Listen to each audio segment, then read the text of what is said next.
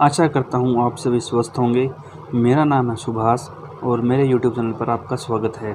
साथियों, इस चैनल पर ये मेरी पहली वीडियो है और इस वीडियो में आज हम भारतीय अर्थव्यवस्था के बारे में बात करेंगे। जी हाँ, भारतीय अर्थव्यवस्था से महत्वपूर्ण वन लाइनर जितने भी क्वेश्चन हैं पिछले एग्जाम्स में आए हुए हैं, उन सभी प्रश्न के बारे में आज हम बात करेंगे। तो चलिए वीडियो शुरू करते हैं। वीडियो को लाइक तो आपने कर ही दिया होगा। तो भारतीय अर्थव्यवस्था के महत्वपूर्ण पहलू, और एक बात साथियों मैं आपको बता दूं, इस वीडियो का जो पीडीएफ है उसका लिंक मैं डिस्क्रिप्शन में दे दूंगा। तो अगर आपको पीडीएफ चाहिए तो आप उस लिंक पर क्लिक करके डिस्क्रिप्शन से आप पीडीएफ भी डाउनलोड कर सकते हैं। तो चलिए आज की वीडियो हम शुरू करते हैं। आज का हमारा पहला प्रश्न है, भारतीय अर्थव्यवस्था कैसी है, यानी मैं भारतीय अर्थव्यवस्था का रूप बताना है। भारतीय अर्थव्यवस्था का रूप कैसा है? तो इसका उत्तर हो जाएगा भारतीय अर्थव्यवस्था है वो मिश्रित अर्थव्यवस्था है। जी हाँ, पूंजीवादी और समाजवादी का मिश्रित रूप है। नेक्स्ट क्वेश्चन, मिश्रित अर्थव्यवस्था का क्या अभिप्राय है?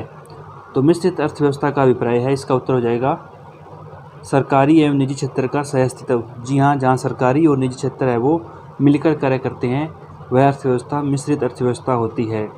नेक्स्ट क्वेश्चन देखते हैं, आर्थिक विकास के दृष्टिकोण से भारत की गिनती किस रूप में होती है?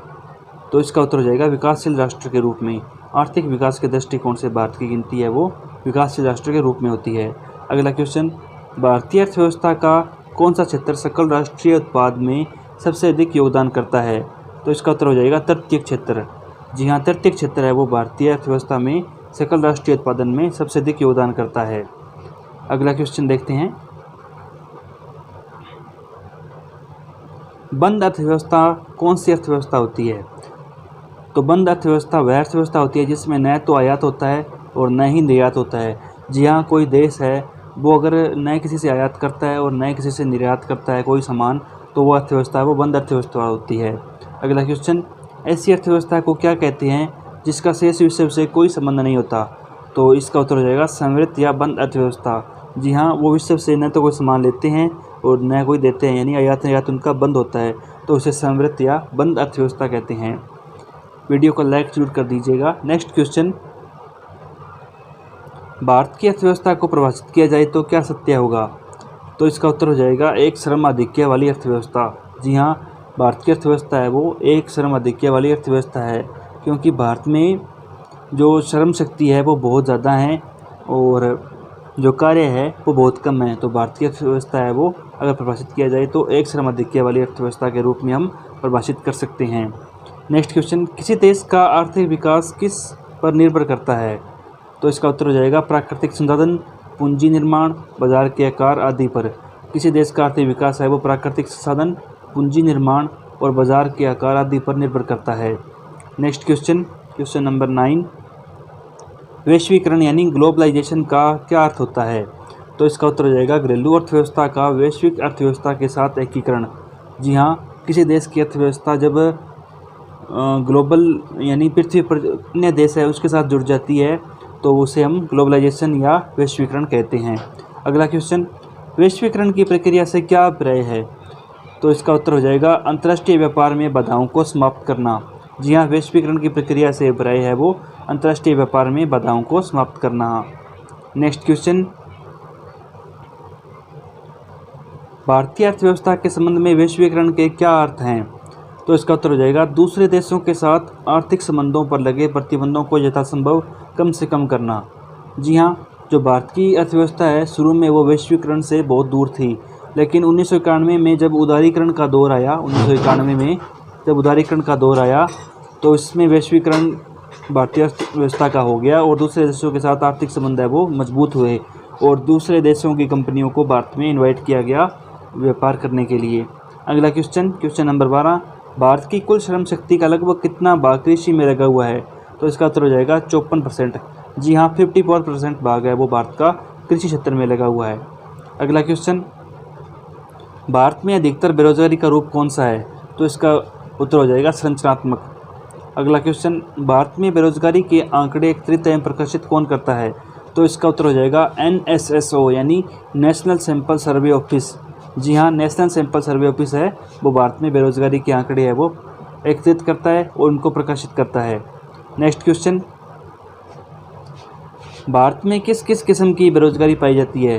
तो भारत में मुख्य रूप से 3 किस्म की बेरोजगारी पाई जाती है, ग्रामीण अल्प रोजगार, चक्रीय बेरोजगारी और संरचनात्मक बेरोजगारी आदि। अगला क्वेश्चन देखते हैं, कृषि में मूलतः किस प्रकार की बेरोजगारी की प्रधानता देखने को मिलती है? तो इसका उत्तर हो जाएगा अदृश्य बेरोजगारी। अगला क्वेश्चन नंबर 17, कृषि में बेरोजगारी के कौन से स्वरूप देखने को मिलते हैं? तो इसका उत्तर हो जाएगा संरचनात्मक बेरोजगारी, मौसमी बेरोजगारी और घर्षणात्मक बेरोजगारी। अगला क्वेश्चन, प्रच्छन्न बेरोजगारी का अर्थ क्या है? तो इसका उत्तर हो जाएगा आवश्यकता से अधिक लोगों का कार्यरत होना। जी हाँ, किसी कार्य में अगर 2 ही लोगों की आवश्यकता है और उस कार्य में अगर हम 5 लोग लगा देते हैं तो उसमें जो 3 एक्स्ट्रा लोग लगे हुए हैं वो प्रच्छन्न बेरोजगारी के अंतर्गत आएंगे। अगला क्वेश्चन, भारत के ग्रामीण क्षेत्रों में कौन सी बेरोजगारी सर्वाधिक पाई जाती है? तो इसका उत्तर हो जाएगा मौसमी बेरोजगारी और अदृश्य बेरोजगारी है वो भारत के ग्रामीण क्षेत्रों में सर्वाधिक पाई जाती है।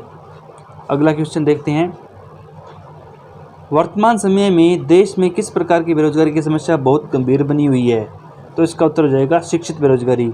जी हाँ, भारत में जो युवा है वो बहुत ज़्यादा संख्या में शिक्षित है और उसके मुकाबले में रोज़गार है वो अभी तक बहुत कम है, तो भारत में शिक्षित बेरोजगारी है वो सबसे अधिक बनी हुई है। अगला क्वेश्चन, क्वेश्चन नंबर 21, भारत में छिपी हुई बेरोजगारी यानी प्रच्छन्न बेरोजगारी मुख्य रूप से किससे संबंधित है? यानी छिपी हुई बेरोजगारी, प्रच्छन्न बेरोजगारी है वो मुख्य रूप से किससे संबंधित है? तो इसका उत्तर हो जाएगा कृषि क्षेत्र और ग्रामीण क्षेत्र से। जो प्रच्छन्न बेरोजगारी यानी छिपी हुई बेरोजगारी है वो भारत में कृषि क्षेत्र और ग्रामीण क्षेत्र से संबंधित है। अगला क्वेश्चन, क्वेश्चन नंबर 22, संरचनात्मक बेरोजगारी का मुख्य कारण क्या है? तो इसका उत्तर हो जाएगा अपर्याप्त उत्पादन क्षमता। क्वेश्चन नंबर 23, शहरी क्षेत्रों में मुख्य रूप से कौन सी बेरोजगारी पाई जाती है या कौन सी बेरोजगारी मुख्य रूप से दिखाई देती है? तो इसका उत्तर हो जाएगा शिक्षित बेरोजगारी। अगला क्वेश्चन, प्रच्छन्न बेरोजगारी का अर्थ सामान्यतः क्या है? तो इसका उत्तर हो जाएगा श्रम की सीमांत उत्पादकता है वो शून्य होना। यानी प्रच्छन्न बेरोजगारी है उसका अर्थ सामान्यतः है वो श्रम की सीमांत उत्पादकता शून्य। अगला क्वेश्चन, किस प्रकार की बेरोजगारी में स्नातक एवं स्नातक और डिग्री वाले युवा नौकरियां प्राप्त नहीं कर सकते? तो इसका उत्तर हो जाएगा शैक्षिक बेरोजगारी। अगला क्वेश्चन,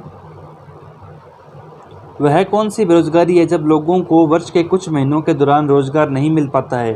तो इसका उत्तर हो जाएगा मौसमी बेरोजगारी। जी हाँ, मौसमी बेरोजगारी में जो लोग हैं वो वर्ष के कुछ महीनों के दौरान उन्हें रोजगार नहीं मिल पाता। अगला क्वेश्चन देखते हैं, क्वेश्चन नंबर 27, प्रच्छन्न बेरोजगारी को और किस नाम से जाना जाता है? तो इसका उत्तर हो जाएगा अल्प रोजगार। अगला क्वेश्चन,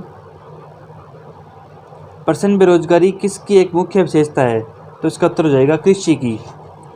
क्वेश्चन नंबर 29, भारत में कौन गरीबी रेखा का निर्धारण करता है? तो इसका उत्तर हो जाएगा नीति आयोग। जी हाँ, नीति आयोग है वो भारत में गरीबी रेखा का निर्धारण करता है। अगला क्वेश्चन, भारत के किस राज्य में गरीबों का प्रतिशत सबसे अधिक है? तो इसका उत्तर हो जाएगा छत्तीसगढ़। नेक्स्ट क्वेश्चन, अल्प विकसित देशों में गरीबी का मुख्य कारण क्या है? तो इसका उत्तर हो जाएगा आय में असमानता। जी हाँ, जो देश कम विकसित हैं उसमें कुछ लोगों की आय तो बहुत अधिक होती है, कुछ की बिल्कुल ही कम होती है। इस कारण अल्प विकसित देशों में गरीबी का मुख्य कारण है वो आय में असमानता हो जाएगा। अगला क्वेश्चन, भारत में निर्धनता के स्तर का आकलन किस आधार पर किया जाता है? तो इसका उत्तर हो जाएगा परिवार के उपभोग के व्यय के आधार पर। जी हाँ, भारत में परिवार के उपभोग के व्यय के आधार पर है वो निर्धनता का आकलन किया जाता है। यानी एक परिवार कितना उपभोग करता है उसके आधार पर, कम या ज़्यादा कितना उपभोग है उसके आधार पर निर्धनता के स्तर का आकलन है वो किया जाता है। अगला क्वेश्चन, मुख्यतः गरीबी उन्मूलन हेतु निम्नलिखित में से किस प्रधानमंत्री ने मूल रूप से 20 सूत्री कार्यक्रम प्रारंभ किया था? तो इसका उत्तर हो जाएगा इंदिरा गांधी। जी हाँ, इंदिरा गांधी ने 20 सूत्री कार्यक्रम है वो गरीबी उन्मूलन हेतु प्रारंभ किया था। अगला क्वेश्चन, निम्नलिखित में से किस राज्य को अत्यधिक कुपोषण के कारण भारत का इथियोपिया कहा जाता है? तो इसका उत्तर हो जाएगा मध्य प्रदेश। जी हाँ, मध्य प्रदेश में कुपोषण बहुत अधिक है इसलिए इसे भारत का इथियोपिया कहा जाता है। अगला क्वेश्चन, कौन सा सूचकांक भारत में गरीबी की तीव्रता की माप के लिए सबसे उपयुक्त है? तो इसका उत्तर हो जाएगा बहुआयामी गरीबी सूचकांक। अगला क्वेश्चन, कौन से कार्यक्रम भारत में गरीबी दूर करने हेतु शुरू किए गए थे? तो मुख्य रूप से भारत में 3 कार्यक्रम यानी IRDP, ट्राइसेम और NREP, ये जो 3 कार्यक्रम हैं वो मुख्य रूप से भारत में गरीबी दूर करने हेतु शुरू किए गए थे। तो इनकी हम फुल फॉर्म देख लेते हैं। IRDP यानी integrated rural development programme, TRYSEM यानी training to rural youth for self employment, और NREP यानी नेशनल रूरल एम्प्लॉयमेंट प्रोग्राम। मुख्य रूप से ये 3 प्रोग्राम हैं जो भारत में गरीबी दूर करने हेतु शुरू किए गए थे। अगला क्वेश्चन, इसके अंदर हमें 2 कथन दिए गए हैं, हमें बताना है ये कथन सही है या गलत है। तो कथन ए, भारत में नगरीय गरीबी की जड़ें ग्रामीण क्षेत्रों में निहित है और इसका कारण यानी आर, ग्रामीण क्षेत्रों में शिक्षा का स्तर नीचा है। तो इसका सही उत्तर हो जाएगा ए और आर दोनों सही है, किंतु जो आर है वो ए की व्याख्या नहीं करता है। यानी ए और आर दोनों सही है परंतु आर ए की व्याख्या नहीं करता है। नेक्स्ट क्वेश्चन देखते हैं। अंत्योदय कार्यक्रम का मुख्य उद्देश्य क्या था? इसका उत्तर हो जाएगा गरीबों में सबसे अधिक जो गरीब है उसकी मदद करना, यानी जो सबसे गरीब है उसकी मदद करना अंत्योदय कार्यक्रम का उद्देश्य था। नेक्स्ट क्वेश्चन, कुटीर ज्योति योजना किससे संबंधित है? तो इसका उत्तर हो जाएगा ग्रामीण क्षेत्रों में गरीबी रेखा से नीचे जीवन यापन करने वाले परिवारों को विद्युत सुविधा उपलब्ध कराने से। Next question, world development report किसका वार्षिक प्रकाशन है? तो इसका उत्तर हो जाएगा IBRD यानी international bank for reconstruction and development. World development report है वो इसका IBRD का वार्षिक प्रकाशन है। अगला क्वेश्चन, मानव विकास सूचकांक यानी HDI यानी ह्यूमन डेवलपमेंट इंडेक्स किसने बनाया था? तो इसका उत्तर हो जाएगा UNDP यानी कि यूनाइटेड नेशन डेवलपमेंट प्रोग्राम, यानी UNDP ने मानव विकास सूचकांक है वो बनाया था। अगला क्वेश्चन, मानव विकास सूचकांक किस अर्थशास्त्री के देन है? बहुत मोस्ट इंपॉर्टेंट क्वेश्चन है, कई बार एग्जाम में आ चुका है। तो महबूब उल हक, मानव विकास सूचकांक है वो महबूब उल हक नामक अर्थशास्त्री की देन है। अगला क्वेश्चन, स्वास्थ्य एवं पोषण कौन से सूचकांक का हिस्सा है? तो इसका उत्तर हो जाएगा मानव विकास सूचकांक, यानी स्वास्थ्य एवं पोषण है वो मानव विकास सूचकांक का हिस्सा है। अगर वीडियो अच्छी लग रही है तो दोस्तों वीडियो को लाइक कर दीजिए और जिन साथियों ने चैनल को सब्सक्राइब नहीं किया वो चैनल को सब्सक्राइब भी कर दीजिए। अगला क्वेश्चन,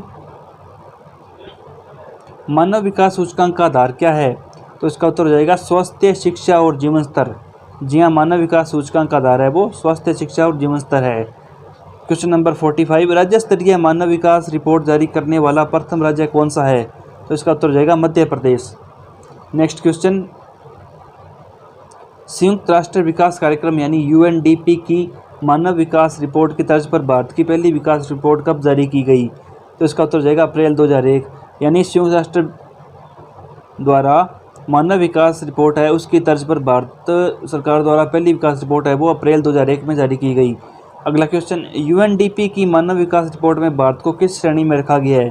तो इसका उत्तर हो जाएगा मध्यम मानव विकास श्रेणी। UNDP की मानव विकास रिपोर्ट में भारत को मध्यम मानव विकास श्रेणी में रखा गया है। अगला क्वेश्चन, निम्नलिखित में से कौन सा मानव विकास सूचकांक का माप नहीं है? तो इसका उत्तर हो जाएगा लिंग अनुपात, यानी लिंग अनुपात है वो मानव विकास सूचकांक का माप नहीं है। अगला क्वेश्चन, कौन सा एक कारण असमानता घटाने का उपाय नहीं है? तो इसका उत्तर हो जाएगा अर्थव्यवस्था का उदारीकरण। जी हाँ, अर्थव्यवस्था का उदारीकरण है वो असमानता घटाने का उपाय नहीं है। अगला क्वेश्चन, विकेंद्रीकरण प्रणाली की सिफारिश किसने की थी? तो इसका उत्तर हो जाएगा बलवंत राय मेहता। बलवंत राय मेहता ने विकेंद्रीकरण प्रणाली की सिफारिश की थी। अभी हम भारत की राष्ट्रीय आय से संबंधित प्रश्न है वो देखेंगे। भारत की राष्ट्रीय आय से संबंधित प्रश्न है उनका अध्ययन करते हैं। तो चलिए देखते हैं पहला प्रश्न, भारत की राष्ट्रीय आय में सर्वाधिक योगदान कौन से क्षेत्र का है? तो इसका उत्तर हो जाएगा विनिर्माण क्षेत्र का। जी हाँ, भारत की राष्ट्रीय आय में सर्वाधिक योगदान है वो विनिर्माण क्षेत्र का है। क्वेश्चन नंबर 2, भारत की राष्ट्रीय आय का प्रमुख स्रोत क्या है? तो इसका उत्तर हो जाएगा सेवा क्षेत्र। राष्ट्रीय आय का प्रमुख स्रोत है वो सेवा क्षेत्र है। अगला क्वेश्चन, योजना काल में राष्ट्रीय आय में किस क्षेत्र का योगदान घटा है? तो इसका उत्तर हो जाएगा कृषि। जी हाँ, जब भारत आज़ाद हुआ था सबसे अधिक राष्ट्रीय आय में कृषि का योगदान था, लेकिन योजना काल लागू होने के बाद सेवा क्षेत्र का योगदान राष्ट्रीय आय में बढ़ा है और कृषि का योगदान है वो राष्ट्रीय आय में घटा है। वर्तमान में भारत की राष्ट्रीय आय में किस क्षेत्र का योगदान सर्वाधिक है? तो इसका उत्तर भी हो जाएगा सेवा क्षेत्र, यानी सेवा क्षेत्र का योगदान है वो सबसे अधिक है। अगला क्वेश्चन, जैसे जैसे अर्थव्यवस्था विकसित होती है, राष्ट्रीय आय में तृतीय क्षेत्र के अंश पर क्या प्रभाव पड़ता है? तो उस तृतीय क्षेत्र का अंश है वो बढ़ता जाता है। इसका उत्तर ये हो जाएगा। यानी जैसे जैसे अर्थव्यवस्था का विकास होगा, जो तृतीय क्षेत्र यानी सेवा क्षेत्र है उसका अंश है वो अर्थव्यवस्था में बढ़ता जाएगा। अगला क्वेश्चन बहुत ही मोस्ट इंपॉर्टेंट क्वेश्चन है ये। नियोजन के प्रारंभ में यानी 1950-51 में जब नियोजन शुरू हुआ था तो भारत के सकल घरेलू उत्पाद यानी जीडीपी में प्राथमिक क्षेत्र, द्वितीय क्षेत्र तथा तृतीय क्षेत्र का योगदान 1993-94 की कीमतों पर क्रमशः यानी प्राथमिक क्षेत्र में 55.11, द्वितीय क्षेत्र में 13.34 तथा तृतीय क्षेत्र में 29.55% था, जो 2014-15 के दौरान परिवर्तित होकर क्रमशः कितना प्रतिशत हो गया? तो इसका उत्तर हो जाएगा 2014-15 में ये परिवर्तित होकर प्राथमिक क्षेत्र में 17.5%, द्वितीय क्षेत्र में 31.8% और तृतीय क्षेत्र में 50.7% हो गया। अगला क्वेश्चन, देश में राष्ट्रीय न्यायाधीश यानी एनएसएस की स्थापना कब की गई? तो इसका उत्तर हो जाएगा 1950 ईस्वी। केंद्रीय सांख्यिकी संगठन यानी सीएसओ की स्थापना कब हुई थी? तो इसका उत्तर हो जाएगा 1951 में। अगला क्वेश्चन देखते हैं, राष्ट्रीय आय क्या है? तो इसका उत्तर हो जाएगा उत्पादन लागत पर निबल राष्ट्रीय उत्पाद, यानी राष्ट्रीय आय है वो उत्पादन लागत पर निबल राष्ट्रीय उत्पाद है वो राष्ट्रीय आय है। अगला क्वेश्चन है हमारा, भारत की राष्ट्रीय आय किसके द्वारा अनुमानित होती है? तो इसका उत्तर हो जाएगा केंद्रीय सांख्यिकी संगठन द्वारा। जी हाँ, भारत की राष्ट्रीय आय है वो केंद्रीय सांख्यिकी संगठन द्वारा अनुमानित होती है। नेक्स्ट क्वेश्चन, गोवा, पंजाब, महाराष्ट्र, गुजरात में से किस राज्य की प्रति व्यक्ति आय सबसे अधिक है? तो इसका उत्तर हो जाएगा गोवा। अगला क्वेश्चन देखते हैं, भारत में चालू मूल्यों पर प्रति व्यक्ति न्यूनतम आय वाला राज्य कौन सा है? तो इसका उत्तर हो जाएगा बिहार। जी हाँ, बिहार है वो चालू मूल्यों पर प्रति व्यक्ति न्यूनतम आय वाला राज्य है। नेक्स्ट क्वेश्चन, 1867-68 में भारत में प्रति व्यक्ति आय 20 रुपये थी, यह सर्वप्रथम किसने अभिनिश्चित किया? तो इसका उत्तर हो जाएगा दादा भाई नौरोजी ने। जी हाँ, 1867-68 में दादा भाई नौरोजी ने यह अभिनिश्चित किया या यह तय किया कि भारत की प्रति व्यक्ति आय है वो 20 रुपये है। अगला क्वेश्चन, ड्रेन का सिद्धांत किसने प्रतिपादित किया था? तो इसका उत्तर भी हो जाएगा दादा भाई नौरोजी। नेक्स्ट क्वेश्चन, भारत में राष्ट्रीय आय की गणना में किस विधि का प्रयोग किया जाता है? तो इसका उत्तर हो जाएगा उत्पत्ति गणना विधि और आय विधि, यानी दोनों। जी हाँ, भारत में राष्ट्रीय आय की गणना है वो उत्पत्ति गणना विधि और आय विधि दोनों से गणित की जाती है। नेक्स्ट क्वेश्चन, हिंदू वृद्धि दर किससे संबंधित है? तो इसका उत्तर हो जाएगा राष्ट्रीय आय से। नेक्स्ट क्वेश्चन, 1949 में गठित राष्ट्रीय आय समिति के अध्यक्ष कौन थे? तो इसका उत्तर हो जाएगा पी.सी. महालनोबिस। अगला क्वेश्चन, स्वतंत्रता पूर्व भारत की राष्ट्रीय आय के संबंध में किसने अनुमान लगाए थे? तो इसका उत्तर हो जाएगा दादा भाई नौरोजी और सिराज ने। जी हाँ, नौरोजी और सिराज ने भारत की राष्ट्रीय आय के संबंध में अनुमान लगाए थे। अगला क्वेश्चन, स्वतंत्रता के पश्चात देश की राष्ट्रीय आय का अनुमान लगाने के लिए भारत ने राष्ट्रीय आय समिति की स्थापना कब की थी? मोस्ट इंपॉर्टेंट क्वेश्चन, कई बार एग्जाम में पूछा जा चुका है। तो इसका उत्तर हो जाएगा 4 अगस्त 2019। जी हाँ, स्वतंत्रता के पश्चात है वो भारत ने राष्ट्रीय आय समिति की स्थापना है वो 4 अगस्त 1949 को इसकी स्थापना की थी। नेक्स्ट क्वेश्चन, स्वतंत्रता के बाद की समयावधि के लिए राष्ट्रीय आय अनुमानों को किस श्रृंखला के अंतर्गत रखा गया था? तो इसको राष्ट्रीय आय अनुमानों है इसको मतलब 3 तरह रखा गया था। तो इसका उत्तर हो जाएगा परंपरागत श्रृंखला, पुनरीक्षित श्रृंखला और नवीन श्रृंखला। नेक्स्ट क्वेश्चन, भारत में राष्ट्रीय आय की गणना किस आधार पर की जाती है? तो इसका उत्तर हो जाएगा चालू और स्थिर मूल्यों के आधार पर। नेक्स्ट क्वेश्चन, भारत में वर्तमान में राष्ट्रीय आय समंको की गणना किस आधार वर्ष पर की जा रही है? तो इसका उत्तर हो जाएगा 2004-05। नेक्स्ट क्वेश्चन, भारत में राष्ट्रीय आय की सही से गणना में आने वाली एक मुख्य कठिनाई कौन सी है? तो इसका उत्तर हो जाएगा अमौद्रिक क्षेत्र का अस्तित्व। नेक्स्ट क्वेश्चन, भारत में सर्वप्रथम राष्ट्रीय आय का आकलन किसने किया था? तो इसका उत्तर हो जाएगा दादा भाई नौरोजी ने। 1967-68 में, सॉरी 1867-68 में। नेक्स्ट क्वेश्चन, भारत में राष्ट्रीय आय की संगणना में कौन सी समस्या सामने नहीं आती? तो इसका उत्तर हो जाएगा, गौर करना, संगणना में कौन सी समस्या है वो सामने नहीं आती? तो उत्तर हो जाएगा पर्याप्त एवं सही सांख्यिकीय विधियों की कमी। नेक्स्ट क्वेश्चन, दादा भाई नौरोजी ने अपने धन का पलायन सिद्धांत का किस पुस्तक में वर्णन किया है? तो इस क्वेश्चन का सही उत्तर हो जाएगा ब्रिटिश रूल इन इंडिया, यानी poverty and un British rule in India. इस पुस्तक में दादा भाई नौरोजी ने धन का पलायन सिद्धांत का वर्णन किया है। नेक्स्ट क्वेश्चन, भारत की राष्ट्रीय आय में सर्वाधिक योगदान कौन से क्षेत्र का है? तो इसका उत्तर हो जाएगा तृतीय क्षेत्र का। भारत की राष्ट्रीय आय में सर्वाधिक योगदान है वो तृतीय क्षेत्र का है।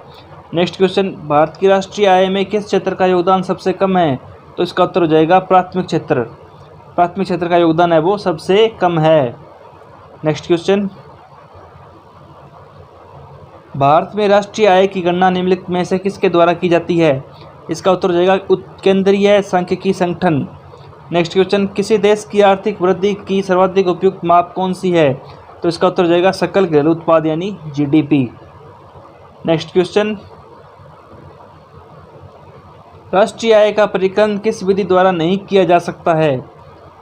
तो इसका उत्तर हो जाएगा सभी प्रकार की बचत का योग। जी हाँ, सभी प्रकार की बचत का योग है, इस विधि द्वारा राष्ट्रीय आय का परिकलन है वो नहीं किया जा सकता। नेक्स्ट क्वेश्चन, लॉटरी जीतना क्या इसे राष्ट्रीय आय में शामिल किया जा सकता है? तो इसका उत्तर होगा नहीं, लॉटरी को राष्ट्रीय आय में शामिल नहीं किया जा सकता। अगला क्वेश्चन, प्रति व्यक्ति आय निकालने के लिए राष्ट्रीय आय को किस से भाग दिया जाता है? तो इसका उत्तर हो जाएगा देश की कुल जनसंख्या से। नेक्स्ट क्वेश्चन, संयुक्त रूप से कृषि और उद्योग की अपेक्षा सेवाओं का प्रतिशत हिस्सा राष्ट्रीय आय में अधिक है या कम है, बताएं। तो इसका उत्तर हो जाएगा अधिक है। जी हाँ, संयुक्त रूप से कृषि और उद्योग की अपेक्षा सेवाओं का प्रतिशत हिस्सा है वो राष्ट्रीय आय में अधिक है। नेक्स्ट क्वेश्चन, अमीरों की तुलना में गरीब अपनी आय में कितनी बचत करते हैं? एसएससी 2007 में आया हुआ क्वेश्चन। तो इसका उत्तर हो जाएगा गरीब अपनी आय के अपेक्षाकृत छोटे हिस्से को बचत करते हैं। नेक्स्ट क्वेश्चन, भारत के सकल घरेलू उत्पाद में विभिन्न क्षेत्रों के योगदान का कौन सा क्रम सही है? तो इसका उत्तर हो जाएगा सेवा, उद्योग और कृषि, यानी सबसे अधिक सेवा, उसके बाद उद्योग और सबसे कम है वो कृषि। नेक्स्ट क्वेश्चन, भारत में स्थिर मूल्यों पर सकल घरेलू उत्पाद यानी जीडीपी के प्राकलन के लिए वर्तमान में आधार वर्ष कौन सा है? तो इसका उत्तर हो जाएगा 2011-12, यानी वर्ष 2011-12 है वो सकल घरेलू उत्पाद यानी जीडीपी के प्राकलन के लिए वर्तमान में आधार वर्ष है। नेक्स्ट क्वेश्चन, निम्नलिखित में से कौन सा क्षेत्र भारत के सकल घरेलू उत्पाद यानी जीडीपी को सर्वाधिक योगदान देता है? तो इसका उत्तर हो जाएगा तृतीय क्षेत्र। नेक्स्ट क्वेश्चन, निम्नलिखित कथन किसके लिए मान्य है? यह एक वर्ष में एक देश की सीमाओं के अंदर बनी सभी वस्तुओं एवं दी गई सेवाओं का बाजार मूल्य है। तो इसका उत्तर हो जाएगा सकल घरेलू उत्पाद। जी हाँ, यह कथन है वो सकल घरेलू उत्पाद के लिए मान्य है। नेक्स्ट क्वेश्चन, मूल्यह्रास किसके बराबर होता है? इसका उत्तर हो जाएगा सकल राष्ट्रीय उत्पाद माइनस निब्बल राष्ट्रीय उत्पाद, इसके बराबर है वो मूल्यह्रास होता है। अगला क्वेश्चन,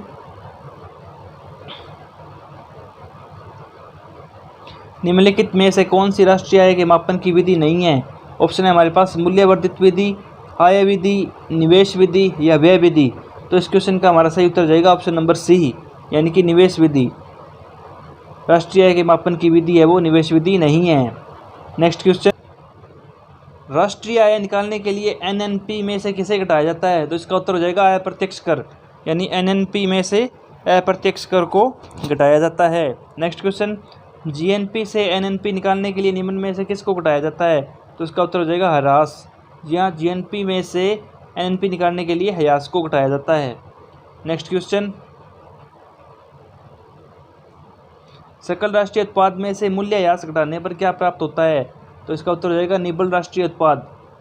नेक्स्ट क्वेश्चन, किसी देश का निब्बल राष्ट्रीय उत्पाद क्या होता है?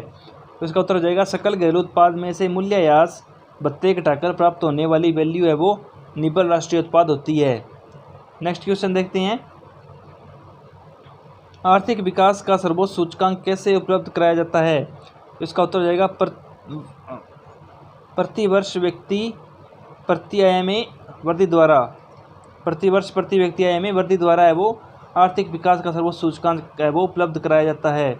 नेक्स्ट क्वेश्चन, अंतर्राष्ट्रीय समुद्र यानी पानी में भारतीय मछुआरों द्वारा पकड़ी गई मछलियाँ किसकी जीडीपी का हिस्सा है? तो इसका उत्तर हो जाएगा भारत की जीडीपी का हिस्सा बनेगी अगर भारतीय मछुआरे उन्हें पकड़ते हैं तो। नेक्स्ट क्वेश्चन, आय विधि से राष्ट्रीय आय का आकलन करते समय निम्नलिखित में से किसको शामिल नहीं किया जाता है? तो इसका उत्तर हो जाएगा अवितरित आय। जी हाँ, आय विधि से राष्ट्रीय आय का आकलन करते समय अवितरित आय उसको शामिल नहीं किया जाता है। अगला क्वेश्चन, राष्ट्रीय आय अनुमान की गणना करते समय निम्न में से किसको ध्यान में रखना अपेक्षित होता है? तो इसका उत्तर हो जाएगा निर्यात मूल्य को जोड़ा जाना और आयात मूल्य को घटाया जाना, ये अपेक्षित होता है। नेक्स्ट क्वेश्चन, सकल घरेलू उत्पाद का मुद्रा मूल्य क्या है? तो इसका उत्तर हो जाएगा एक वर्ष में उत्पादित सभी अंतिम वस्तुओं और सेवाओं का मूल्य। सकल घरेलू उत्पाद का मुद्रा मूल्य यानी एक वर्ष में उत्पादित सभी वस्तुओं और सेवाओं का मूल्य है वो सकल घरेलू उत्पाद का मुद्रा मूल्य होता है। नेक्स्ट क्वेश्चन, किसी राष्ट्र की राष्ट्रीय आय क्या होती है? तो उसका उत्तर हो जाएगा उत्पादन कार्यों का योगफल। जी हाँ, उत्पादन कार्यों का योगफल है वो किसी राष्ट्र की राष्ट्रीय आय होती है। नेक्स्ट क्वेश्चन, व्यय विधि के माध्यम से जीएनपी की गणना में क्या शामिल नहीं किया जाता? तो इसका उत्तर हो जाएगा मूल्यह्रास व्यय। जी हाँ, व्यय विधि के माध्यम से जीएनपी की गणना करते समय मूल्यह्रास व्यय को शामिल है वो नहीं किया जाता। आज की वीडियो का आखिरी क्वेश्चन, निम्न में से किस क्षेत्र से भारत में सकल राष्ट्रीय उत्पाद यानी जीडीपी का सबसे बड़ा भाग प्राप्त होता है? तो इसका उत्तर हो जाएगा सेवा क्षेत्र से। सेवा क्षेत्र से भारत की जीडीपी का है वो सबसे बड़ा भाग प्राप्त होता है। उम्मीद करता हूँ दोस्तों आज की वीडियो है वो आपको पसंद आई होगी, तो वीडियो को लाइक ज़रूर करें और जिन साथियों ने अब तक चैनल को सब्सक्राइब नहीं किया है वो सब्सक्राइब कर लें। और अगर आपको इस वीडियो की पीडीएफ चाहिए तो पीडीएफ का लिंक है वो मैं नीचे डिस्क्रिप्शन में दे दूँगा, तो नीचे डिस्क्रिप्शन से आप वो पीडीएफ है वो डाउनलोड कर सकते हैं। और एक बार फिर रिक्वेस्ट, चैनल को ज़रूर सब्सक्राइब करिएगा। धन्यवाद। जय हिंद, जय भारत।